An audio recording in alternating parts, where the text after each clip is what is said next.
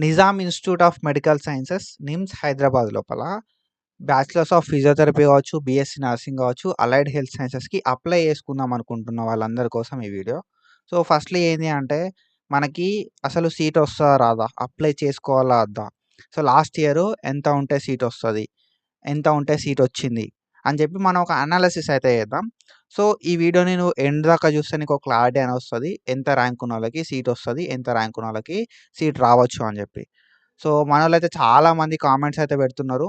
ప్రతి వీడియో కింద అయితే కామెంట్ పెడుతున్నారు. నాకు ఇంత ర్యాంక్ వచ్చింది ఎంసెట్ లోపల, నిమ్స్ లోపల సీట్ వస్తదా? రాదా? అని చెప్పి. సో, సీట్ వస్తదా? రాదా? అని చెప్పి మనం అయితే ఈ వీడియో లోపల డీటెయిల్‌గా మాట్లాడుకుందాం. నీకు ఒక క్లారిటీ అయితే వస్తది at the end of this video. So, దానికంటే ముందు నువ్వు మన ఛానల్‌కి ఒకవేళ కొత్తగా వస్తే సబ్స్క్రైబ్ చేసుకో అండ్ మీ ఫ్రెండ్స్ అందరికీ షేర్ చేయి. So, when it comes to NIMS Hyderabad లోపల మన దగ్గర ఒక 2 పీడిఎఫ్‌లు అవైలబుల్ ఉన్నాయి లాస్ట్ ఇయర్‌కి సంబంధించి. సో, ఈ పీడిఎఫ్ తోటి మనం ఒక అనాలిసిస్ అయితే చేయొచ్చు అన్నట్టు. సో, ఇక్కడ మనం ఈ పీడిఎఫ్ చూసుకుంటే మనకు బ్యాచిలర్ ఆఫ్ హెల్త్ సైన్సెస్ ఓకేనా? అలైడ్ హెల్త్ సైన్సెస్‌కి సంబంధించి 2024 పీడిఎఫ్ ఇది. అలైడ్ హెల్త్ సైన్సెస్‌కి సంబంధించి 2024 పీడిఎఫ్ ఇది. ఇది ఏం పీడిఎఫ్ కదా అంటే ఫస్ట్ ఫేజ్ ఆఫ్ కౌన్సెలింగ్‌కి ఎవరెవరు ఎలిజిబుల్ అని చెప్పి ఒక పీడిఎఫ్ అయితే నిమ్స్ వాళ్ళు రిలీజ్ చేసిర్రు 2024ల. సో, ఈ 2024 పీడిఎఫ్ ఇది. అండ్ ఆఫ్టర్ దట్ ఇదేందంటే ఈ పీడిఎఫ్‌ని యూజ్ చేసుకొని మనకు ఎంత ర్యాంక్ ఉండాలే అని చెప్పి నీకు ఒక క్లారిటీ అయితే వస్తదన్నట్టు.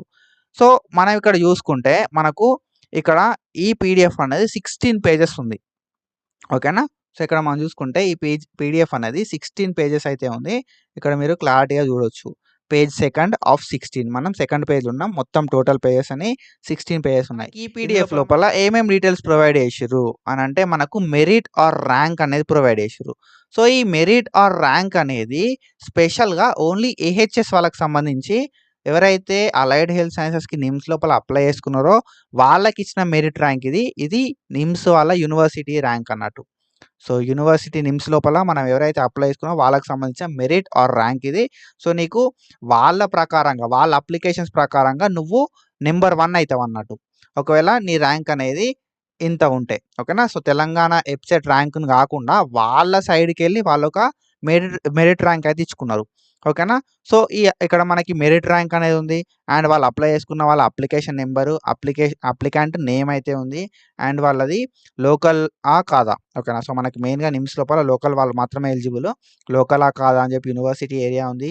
సోషల్ స్టేటస్ వాళ్ళ కేటగిరీ ఓకేనా? సో, వాళ్ళ కేటగిరీ అయితే ఉంది. And after that pH status and దాని తర్వాత ఎబ్సెట్‌కి సంబంధించిన ర్యాంక్ ఎబ్సెట్ 2024 ర్యాంక్, ఇంటర్ లోపల వచ్చిన పర్సెంటేజు అండ్ దాని తర్వాత మనకి డేట్ ఆఫ్ బర్త్ అండ్ దాని తర్వాత డ్యూ సర్టిఫికేట్స్ అని చెప్పి ఈ లిస్ట్ లోపల మనకు ఇన్ని డీటెయిల్స్ అయితే ప్రొవైడ్ చేసిర్రు. సో, ఫస్ట్‌ది ఏంది అంటే మనకు ఎంసెట్ లోపల ఎవరికైతే 732 ర్యాంక్ వచ్చిందో ఓకేనా? ఎంసెట్ లోపల మనకి ఇంటర్ మార్క్స్ కూడా కేటగరైజ్ తీసుకోలేదు. ఓకేనా? ఇంటర్ మార్క్స్ లోపల 78% మాత్రమే ఉంది. అండ్ ఇక్కడ మనం చూసుకుంటే ఎబ్సెట్ ర్యాంక్‌ని మాత్రం మనకి క్రైటీరియా లాగా తీసుకున్నారు. ఎబ్సెట్ ర్యాంక్ ఎంతొచ్చింది అంటే 732 ర్యాంక్ అయితే ఎబ్సెట్ ర్యాంక్ వచ్చింది. ఈ 732 ర్యాంక్ వచ్చినోళ్ళకు వీళ్ళదే తక్కువ ర్యాంకు. ఏహెచ్ఎస్ అప్లై చేసుకున్న వాళ్ళందరి లోపల 732 అనేది తక్కువ ర్యాంకు. తర్వాత 1324 అనేది ఇంక తర్వాత ర్యాంక్ అన్నట్టు. ఓకేనా? సో, కాబట్టి వీళ్ళకిక్కడ ఫస్ట్ ర్యాంక్ ఎందుకు ఇచ్చిర్రు అంటే ఎబ్సెట్ లోపల తక్కువ ర్యాంక్ వచ్చింది వీళ్ళకే. అండ్ ఇక్కడ మనం చూసుకుంటే ఎబ్సెట్ ర్యాంక్ అనేది పెరుగుతా పోతది. ఇక్కడ ఈ ర్యాంక్ పెరిగిన కొద్దీ ఎబ్సెట్ ర్యాంక్ అనేది పెరుగుతా పోతదన్నట్టు. ఓకేనా? సో, మనకేందంటే సింపుల్‌గా ఎవరైతే అలైడ్ హెల్త్‌కి అప్లై చేసుకున్నారో వాళ్ళ లోపల తక్కువ ర్యాంక్ వచ్చిన దాన్ని బట్టి మనకైతే ఈ మెరిట్ లిస్ట్ అయితే ప్రిపేర్ చేసిర్రు. సో, ఈ మెరిట్ లిస్ట్ లోపల 16 పేజెస్ ఉన్నాయని చెప్పి డిస్కస్ చేసినాం. ఓకేనా? సో, మనకి ఎన్ని పేజెస్ ఉన్నాయి? 16 పేజెస్ ఉన్నాయి. సో, ఈ 16 పేజెస్ లోపల ఎన్ని నేమ్స్ ఉంటాయి కావచ్చు అని చెప్పి మాట్లాడుకుందాం మనం ఇప్పుడు. ఓకేనా? సో, ఇది ఏం లిస్టు అంటే ఫస్ట్ ఫేజ్‌కి ఎవరెవరు ఎలిజిబుల్ అయ్యిర్రు అనే లిస్ట్ ఇది. ఓకేనా? ఫస్ట్ ఫేజ్‌కి ఎవరెవరు ఎలిజిబుల్ అయ్యిర్రు అనే లిస్ట్ ఇది. అండ్ ఇక్కడ మనం చూసుకుంటే మనకి 16 పేజెస్ ఉన్నాయి. సో, 16 పేజెస్ లోపల మనం ఫస్ట్ పేజ్‌లో చూసుకుంటే అరౌండ్ 24 నేమ్స్ ఉన్నాయి. ఓకేనా? ఫస్ట్ పేజ్‌లో మనకి ఎన్ని నేమ్స్ ఉన్నాయి? 24 నేమ్స్ ఉన్నాయి. మనం ఏమనుకున్నాం అంటే జస్ట్ ఒక 20 నేమ్స్ అనుకుందాం. ఓకేనా? 20 నేమ్స్ అనుకుందాం. ఓకేనా? సో, 20 నేమ్స్ అనుకుందాం అండ్ 10 పేజెసే అనుకుందాం. ఓకేనా? మనకు ఇక్కడ 10 పేజెస్ మాత్రమే ఉన్నాయి. 16 పేజెస్ అన్నాం గదా! 16 పేజెస్ కాదు. 10 పేజెస్ మాత్రమే ఉన్నాయి. అండ్ ఒక 20 నేమ్స్ మాత్రమే ఉన్నాయి అనుకుందాం. అట్లా మనం క్యాలిక్యులేషన్ చేసుకుందాం. ఓకేనా. సో 10 పేజెస్ ఇంటూ 20 నేమ్స్ అంటే 200 నేమ్స్ వస్తాయి. ఓకేనా. 200 నేమ్స్ అయితే వస్తాయన్నట్టు మనకి. సో ఈ 200 నేమ్స్ వస్తే మనకి ఈ 200 నేమ్స్‌ని బేస్ చేసుకొని మనకు సీట్ వస్తదా రాదా అని చెప్పి చూద్దాం. మనకున్న సీట్లెన్ని? మనకు అలైడ్ హెల్త్ సైన్స్ లోపల ఉన్న సీట్లెన్ని అంటే 100 సీట్లున్నాయి. ఓకేనా. సో మనకి అలైడ్ హెల్త్ సైన్సెస్ లోపల 100 సీట్లున్నాయి. అంటే హార్డ్‌లీ నీకు మీ కోర్స్ లోపల నువ్వు అనుకున్న కోర్స్ లోపల హార్డ్‌లీ ఒక 10 సీట్లుంటాయి కావచ్చు. ఓకేనా. నువ్వు అనస్థీషియా అనుకుంటే మనకి 10 సీట్సో ఏమో ఉన్నాయి. అండ్ బీఎస్సీ ఎంఎల్టీకి సంబంధించి మనకు 10 సీట్సో ఏమో ఉన్నాయి. అండ్ దాని తర్వాత రెస్పిరేటరీకి సంబంధించి 12 సీట్సో ఏమో ఉన్నాయి. అట్లా మనకి నువ్వు అనుకున్న కోర్స్ లోపల ఎన్ని సీట్స్ ఉంటాయంటే, సో మనం 100 సీట్స్ అనుకున్నా కూడా 10 కోర్సులున్నాయి అనుకున్నా కూడా అరౌండ్ మనకి ఎన్ని సీట్లు ఉంటాయి కదా అంటే కోర్స్‌కి 10 సీట్లుంటాయి. ఓకేనా. మనకి కోర్స్‌కి ఒక 10 సీట్లయితే ఉంటాయన్నట్టు. సో అట్లా ఆన్ యావరేజ్ చేసుకుందాం. కొన్ని కోర్సులల్ల తక్కువ సీట్లున్నాయి. కొన్ని కోర్సులల్ల ఎక్కువ సీట్లు కూడా ఉన్నాయి. సో మనకి కార్డియోవాస్కులర్ టెక్నాలజీ గాని, న్యూరో సైన్స్ లోపల గాని చాలా తక్కువ సీట్స్ అయితే ఉన్నాయన్నట్టు. ఓకేనా. సో మనం నువ్వనుకున్న కోర్స్ లోపల 10 సీట్లున్నాయనుకుందాం. అండ్ మనకిక్కడ ఏందంటే 200 మందున్నారు. ఓకేనా. సో మనకి ఎలిజిబుల్ క్యాండిడేట్ లిస్ట్ ఫేజ్ 1కి ఎంతమంది ఎలిజిబుల్ అయ్యారంటే 200 మందయితే ఎలిజిబుల్ అయ్యిర్రు. అండ్ మనకు ఇక్కడ సీట్లు ఎన్నున్నాయి గదా అంటే మనకి జస్ట్ ఒక కోర్స్ లోపల 10 సీట్లున్నాయి. అండ్ 100 సీట్లు మాత్రమే ఉన్నాయి. సో ఇక్కడ 200 మంది ఎలిజిబుల్ లిస్ట్ లోపలుంటే మనకి 100 సీట్లు మాత్రమే ఉన్నాయి. ఓకేనా. సో 100 మందికి మాత్రమే ఇక్కడ ఎంత ట్రై చేసినా గూడా మనకి 100 మందికి మాత్రమే సీట్లయితే వస్తాయన్నట్టు. సో ఈ ఎలిజిబుల్ లిస్ట్ లోపల హైయెస్ట్ ర్యాంక్ ఎంతున్నోళ్ళని చూజ్ చేసుకున్నారు గదా అంటే మనకి ఇక్కడ మనం మెరిట్ ఆర్ ర్యాంక్ చూసుకుంటే అరౌండ్ మనకి ఈ మెరిట్ లిస్ట్ లోపల 400 పేర్లయితే ఉన్నాయన్నట్టు.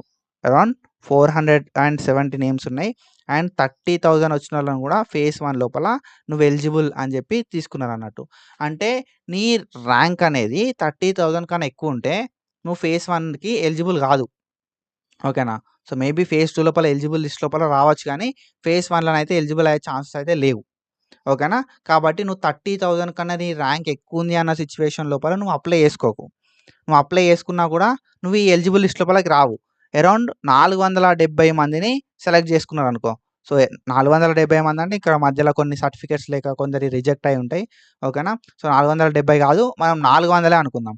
సో 400 మందిని వీళ్ళైతే ఫేజ్ 1కి సెలెక్ట్ చేసినా గూడా ఓకేనా. 400 మెంబర్స్‌ని ఫేజ్ 1కి సెలెక్ట్ చేసినా కూడా సీట్ వచ్చేది ఎంతమందికి 100 మందికి మాత్రమే సీట్ వస్తది. కాబట్టి ఇక్కడ నీకు 30,000 కన్నా ఎక్కువ ర్యాంక్ ఉంటే మాత్రం నువ్వు ఏహెచ్ఎస్‌కి అప్లై చేసుకోకు. It's an advice from my side. ఓకేనా. సో నువ్వు అప్లై చేసుకున్నా కూడా అంటే లైక్ అప్లై చేసుకుంటా ఏమైతది అని అనుకుంటే చేసుకోవచ్చు. సో ఏం కాదు.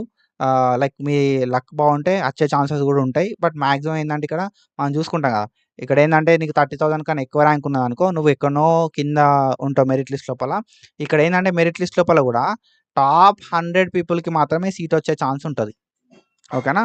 టాప్ 100 పీపుల్‌కి మాత్రమే ఇక్కడ సీట్ వచ్చే ఛాన్స్ ఉంటది. సో ఈ టాప్ 100 లోపల గూడా ఎంత ర్యాంక్ ఉండాలి అంటే నీకొక 12,000 ర్యాంక్ ఉన్నప్పుడు మాత్రమే నీకు ఛాన్స్ అయితే ఉంటది సీట్ రావడానికి. ఓకేనా. సో టాప్ 100 గాదు. ఇక్కడ నీకేందంటే టాప్ 150 లోపల గూడా సీట్ రావడానికి ఛాన్సెస్ ఉంటాయన్నట్టు డిపెండింగ్ ఆన్ కేటగరీ. సో నీకు సీట్ వచ్చేది దేని మీద డిపెండ్ అయితదంటే నీ కేటగరీ మీద డిపెండ్ అయితది. నీ ఎంసెట్ మార్క్స్ మీద డిపెండ్ అయితదన్నట్టు.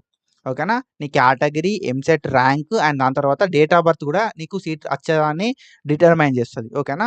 సో ఒకవేళ లైక్ ఎంసెట్ ర్యాంక్ అనేది లైక్ ఎంసెట్ ర్యాంక్ కావచ్చు అండ్ దాని తర్వాత డేట్ ఆఫ్ బర్త్ కావచ్చు, సోషల్ స్టేటస్, కేటగరీ ఇవన్నీ గూడా నీకు ఏం చేస్తాయి గదా అంటే నీకు సీట్ రావాలా? వద్దా? అనేది డిసైడ్ చేస్తదన్నట్టు. చాలా ఫ్యాక్టర్స్ ఎఫెక్ట్ చేస్తాయి నీకు సీట్ రావడాన్ని అండ్ వద్దనుకునేదాన్ని.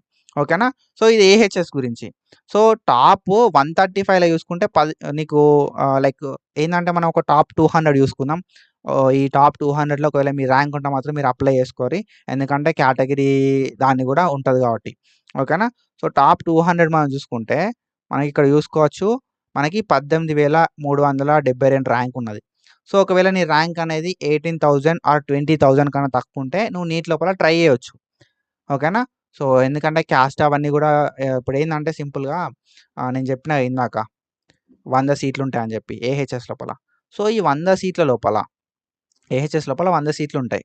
సో ఏవైతే ఈ 100 సీట్లున్నాయో ఈ 100 సీట్ల లోపల మనకి మనం అనుకున్న కోర్స్ లోపల 10 సీట్లు మాత్రమే ఉంటాయి.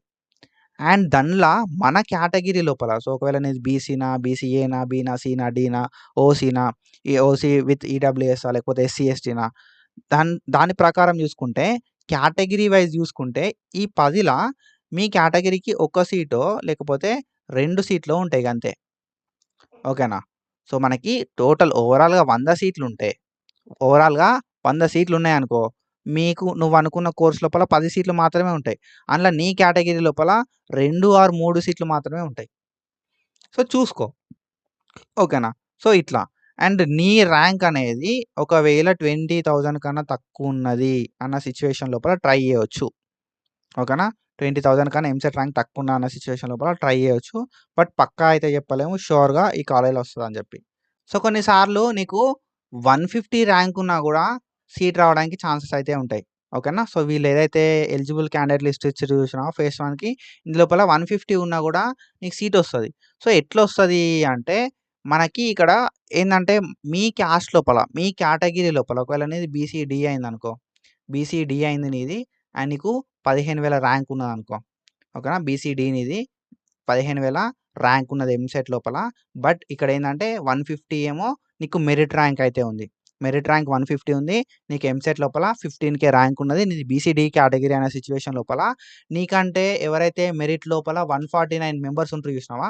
నీకంటే మెరిట్ లోపల 149 మెంబర్స్ ఎవరైతే ఉన్నారో ఈ 149 మెంబర్స్ ఓకేనా? నీకైతే మెరిట్ లోపల 149 మెంబర్స్ ఎవరైతే ఉన్నారో ఆ 149 మెంబర్స్ బీసీడీ లేకపోతే నీకిక్కడ సీట్ రావడానికి హై ఛాన్స్ అయితే ఉంటాయన్నట్టు. ఓకేనా?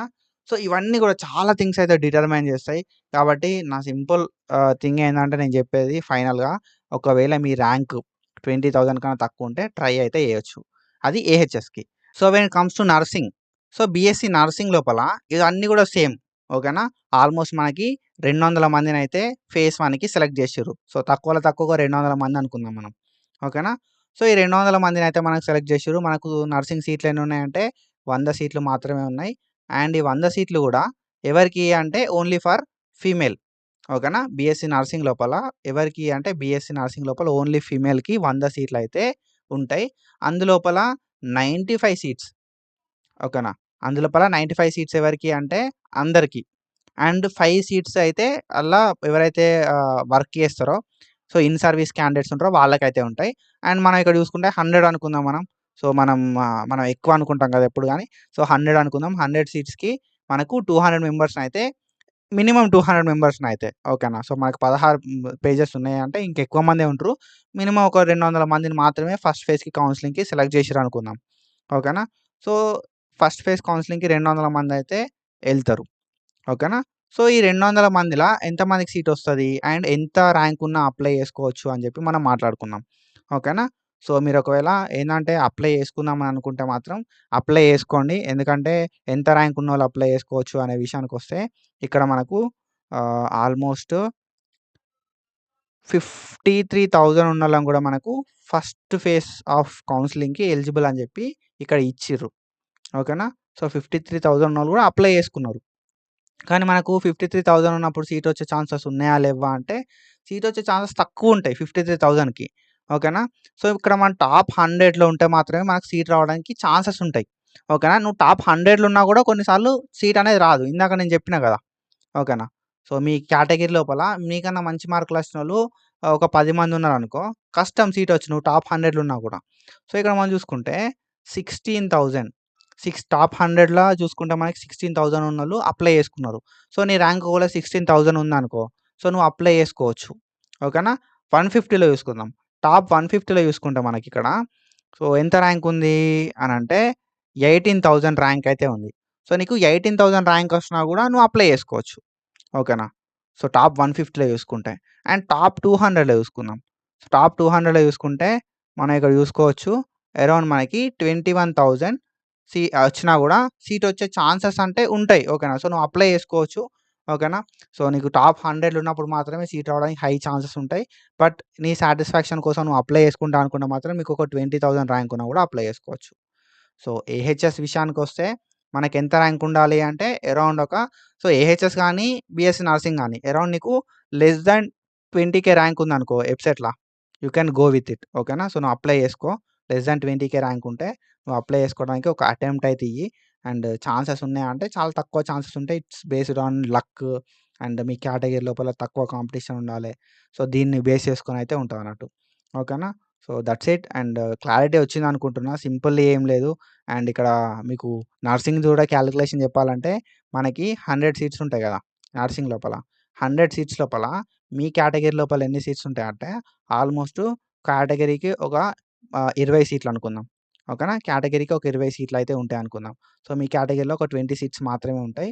సో, నీకున్న ర్యాంక్‌కి ఒకవేళ నీకొక 10K ర్యాంక్ వచ్చిందనుకో. నీకు ఒకవేళ 10K ర్యాంక్ వచ్చిందనుకో. నువ్వు 10K ర్యాంక్ వస్తే నువ్వు ఎక్కడుంటావంటే టాప్ సో, 10K ర్యాంక్ అంటే మనకిక్కడ టాప్ 30లో ఉంటాం. ఓకేనా? 10K ర్యాంక్ అంటే మనం టాప్ 30లో ఉంటాం. సో, ఈ 10K ర్యాంక్ వచ్చిన అంటే నువ్వు టాప్ 30లో ఉన్నావనుకో, నీకంటే ఎవరైతే ఒక 10 మంది మీ కేటగిరీ లోపల నీకంటే ఒక 10 మందికి మంచి ర్యాంక్ వచ్చిందనుకో, నీకు సీట్ అయితే రాదు. ఓకేనా? సో, నీకు సింపుల్లీ నీకేందంటే 10K ర్యాంక్ ఉన్నది. నువ్వు టాప్ 30లో ఉన్నావు. ఏదైతే నిమ్స్‌కి సంబంధించిన మెరిట్ లిస్ట్ లోపల. మీ కేటగిరీ బీసీ-బీ అనుకో. మీ కేటగిరీ బీసీ-బీ అనుకో. సో, మీ బీసీ-బీ లోపల నీకంటే మంచి ర్యాంక్ వచ్చినోళ్ళు నీకంటే అంటే టాప్ 30 లోపల నీకంటే మంచి ర్యాంక్ వచ్చినోళ్ళు ఒక 10 మంది ఉన్నారనుకో. సో, నీకిక్కడ సీట్ వచ్చే ఛాన్సెస్ ఉన్నాయా అంటే లేవు. నువ్వు టాప్ 30 ఉన్నా కూడా నీకు సీట్ వచ్చే ఛాన్సెస్ ఉండయి. నువ్వు టాప్ 150 లోపల ఉన్నా కూడా సీట్ వచ్చే ఛాన్సెస్ ఉంటాయి. So, it's all based on completely luck and category. ఓకేనా? So, that's it. అండ్ మీకు క్లారిటీ వచ్చిందనుకుంటున్నా. ఒకవేళ క్లారిటీ వస్తే సబ్స్క్రైబ్ చేసుకో. మీ ఫ్రెండ్స్‌కి షేర్ చేయి. అండ్ ఇట్లనే ఫాలో అయితా ఉండుర్రి. So, that's it for today guys and follow for more content. Thank you so much. Signing of.